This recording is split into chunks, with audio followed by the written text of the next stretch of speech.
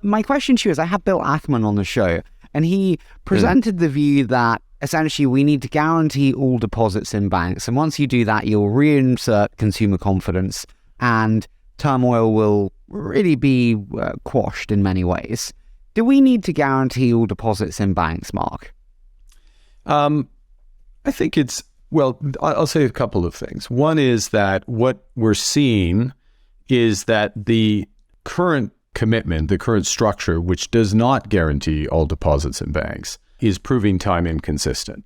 So under pressure, authorities are coming in and on a case-by-case basis, effectively guaranteeing all deposits in banks. So after you have a few of those, you ask the question, it's a fair question, whether, shouldn't you just jump to the end state, which is to guarantee all deposits in banks?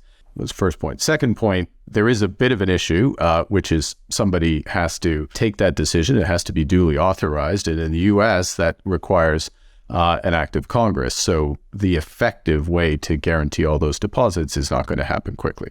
That's second. Third, there is a bigger argument, and maybe we'll get into this, but I'll just put it on the table, which is something Andrew Bailey, the current governor of the Bank of England, a point. He made a seemingly esoteric point, but quite an important point around the nature of money. And his point was, in effect, most people don't realize that there's a difference between money that's created by a bank, a private bank, so-called inside money, versus the money that, when people used to use cash, that they would see the manifestation of money created by the central bank, but core so-called outside money.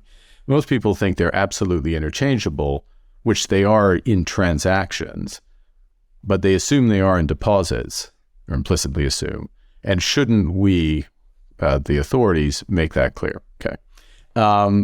Last point I'd make is whether, let's say we take the Ackman plan, I'll call it the Ackman plan, and in the UK, in the US, elsewhere, we say, you know what, it's just not realistic that, Harry VC and people like you or somebody running the corner shop who has their deposit in a bank is going to take time out to monitor the health of the bank and move that deposit when you start to get concerned about the creditworthiness. I think that is actually a realistic assumption. It's certainly totally unrealistic that individuals do that. Now, what we would have to do if we change the system so that all deposits were backstopped is to make sure that there is substantial capital at risk in the system. So somebody other than the supervisors and the central banks are monitoring those institutions.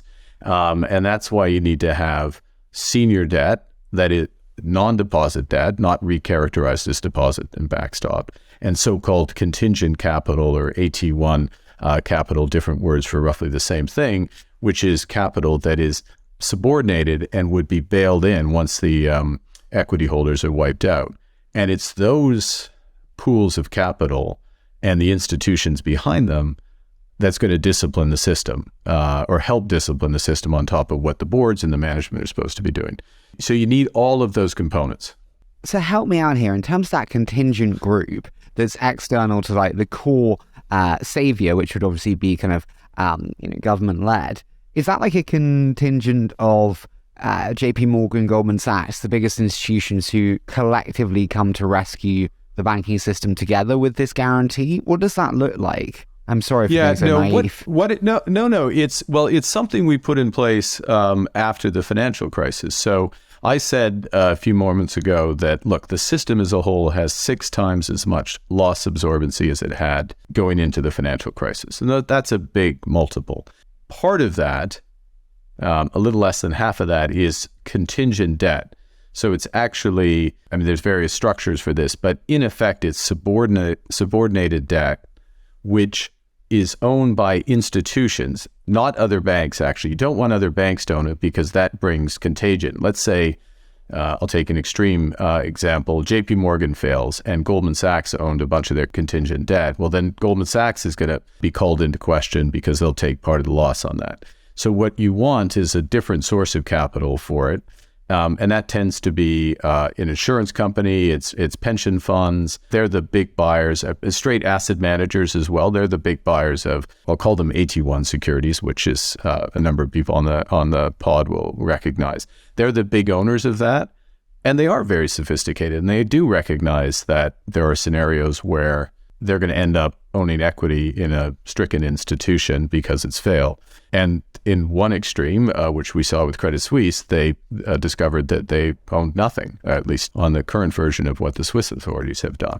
So that's the way you have discipline in the system, and you have an additional level of protection before you get back to the state, because you don't want the taxpayer to be, second in line after the equity holder to prop up these institutions. That was the case, by the way, the taxpayer being second in line back in 2008.